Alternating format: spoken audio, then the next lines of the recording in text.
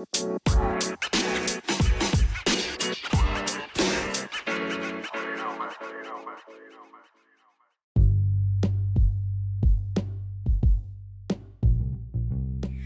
everyone, welcome to another episode of Crash Cinnamon. I know it's been a while, but your girl is here. She's back, hopefully for a longer stint. There was just so much I was doing behind the scenes. For those who don't know, there's a lot of campaigns and activist stuff that I do behind the scenes, so that had taken over a lot of my time and effort. And yeah, so that's why I was not able to record consistently on the podcast. So yeah, sorry so much to listeners. Welcome to all the new listeners. Thank you. It's been fun interacting with you, getting to know your thoughts, and just learning from you. It's been a wonderful experience in this period.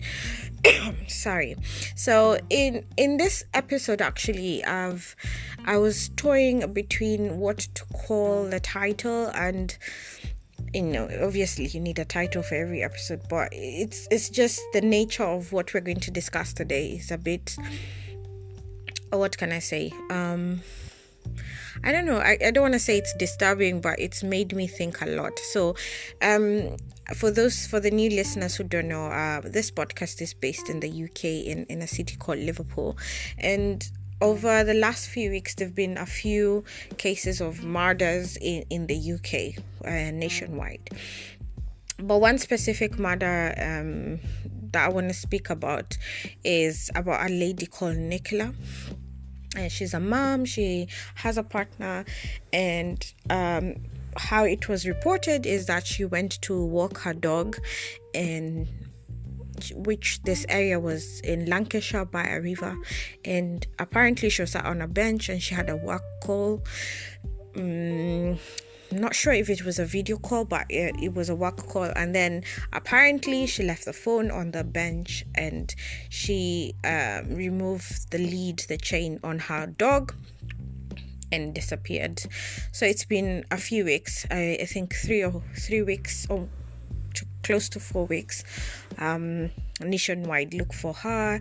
Basically, search teams have been going around the area. Even the locals have been helping to look for her, and they've been searching the river with all this kind of technology. Now, your question is, why are you talking about this murder? People get murdered all the time. They get killed, assaulted, and all kind of things. I choose to call it murder because now reports as of yesterday have confirmed that there was a body that was retrieved from the same river which they've been searching for weeks, and they've identified the body as for this lady Nicola, which is really, really sad. I was hoping she'll be found. Obviously, as the weeks went on, there was this sickening idea that she could be abducted. Somebody had, and obviously somebody did have, and unfortunately this is what happened. Now, there were speculations that she fell into the river when she was with a dog, and all kinds of things. Now, my biggest concern has been with the media and how the police have handled this whole situation. When you think about, how when I die, what will people think about me? How will they view me? I think all of us have had those thoughts. How would my legacy be about? What would be my legacy about, rather? And how will people perceive me? And probably Nicola had that same thought as every human being, but I don't think she, and sadly she's not here anymore, unfortunately, and it probably doesn't matter, but for us who are still alive, it kind of made me think what kind of human beings we've become, because literally the media has been dehumanizing her and releasing information about really personal stuff about medication, being female, something about fertility issues, all kinds of things they've been releasing. And also some unscrupulous people have been literally saying, oh, they have stories to sell for Nicola. The partner has been branded all kinds of things. It was very messy. And actually it made me think, as for me who's alive now, do I want to be in control of the narrative before I'm dead? Before people speculate all these kind of things, and none of us choose a way they're going to leave this earth. Hopefully, we all want to die, sleep, very old, peacefully in our sleep, kind of thing. But the world is dangerous and mean, so it can be any kind of way. And it actually made me think, why did we allow, as a society, a person to be tarnished like that? Few weeks ago, she had her own, she was a person. She had dreams, aspirations, plans. I think she worked in the mortgage industry and stuff like that. She was respected, but the way it's ended is like, wow. I was shocked, let me just say this. And it's made me think of, kudos to her friends and her family who stood up and said, that's not the Nicola we know. All these things that are in the media, this is not how, it's deterring from the main focus, which is to look for her, which is to find her. She's a lovely person. It made me think, do you have friends like that who know you really well, who understand your character, who understand how you do things, such that if somebody ever came up with this weird notion about you, they'll be able to say, no, that's not the person we know. This is what she stood for. This is what he stood for. Because even there was this idea, that she was playing with a dog and maybe the ball went down and she was trying to run for it, and then that's how she fell in the river. And her friends were like, she hasn't played with that ball for ages, she stopped because of all these kind of things. And I was like, it's sometimes we sorry, I have a bad cold. So sometimes we dismiss the menial information we give our friends as just chatter, or what, it's useless, but it can come and help you in in the future, in the sense of they were able to say, this doesn't happen anymore in terms of playing with a dog, because she had already told them, I've stopped doing this. So I want us, what's the aim of this podcast, really, the aim of this the episode rather, is to encourage you to continue doing this, the very everyday menial conversations you have with your friend. If you're telling them, I'm going to the hairdresser, I'm going to change my hair because of this and that, that is one way of course of bonding, but you never know, that small miniature information might actually be very useful in putting pieces together in the future about, hopefully nothing ever happens to us or you, but it will be able to really paint a picture. Because when you read some information, you read some news articles about somebody who died, even if you do, for those who watch, investigative stuff, sometimes some murders or, unsolved mysteries are like, it's like nobody even knew them. The neighbors can't say who the person is. Their friends can't really say, So it's really hard to paint a picture of who you are. And I think sometimes we demonize people share on social media about their lives, or they've gone on holiday and this like that. I know it can get a bit extreme, it can get a bit plastic or fake.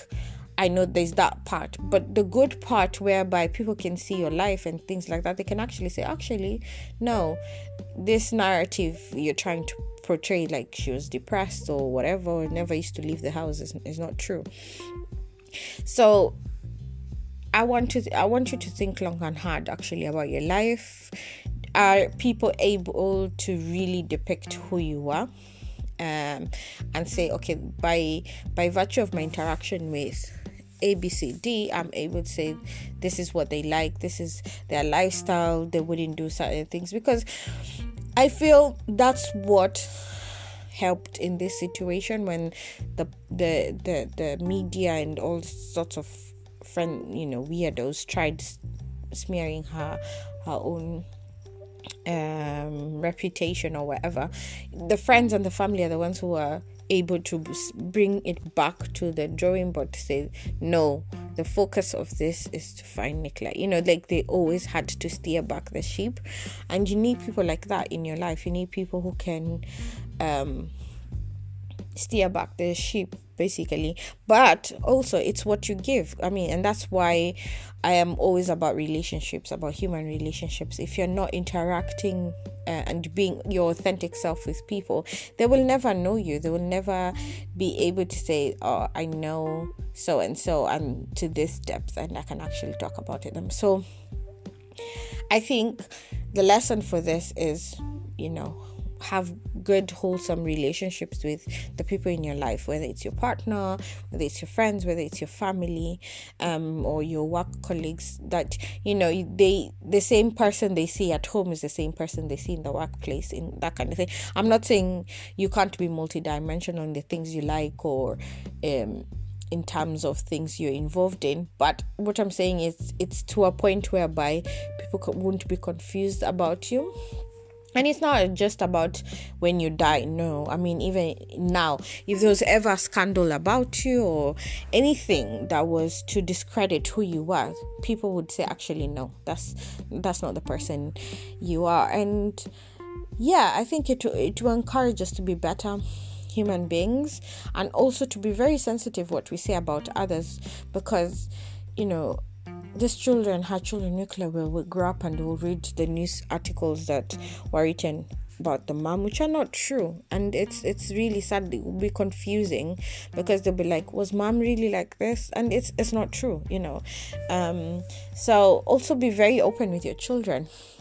Let them know who mommy is, who daddy is, in terms of what you like, what you don't like. If you have squabbles in your family, I'm not saying you need to bombard or stress your children with that kind of information, but if they've reached a certain age where they can see maybe you and auntie so and so are not really getting along, just be honest about it and just say, yeah, we are trying to fix things, but we are not in speaking terms or anything like that. Because I've seen things getting very ugly for people when a major thing happens. If there's a will involved, there's money involved, there's land involved, there's property involved, a divorce shows up, or all kinds of things. So yeah, bottom line, have authentic relationships with people, have friends who can really back you up, and also cultivate those kind of relationships. And don't be those people who are on social media being armchair experts who have no idea about a person.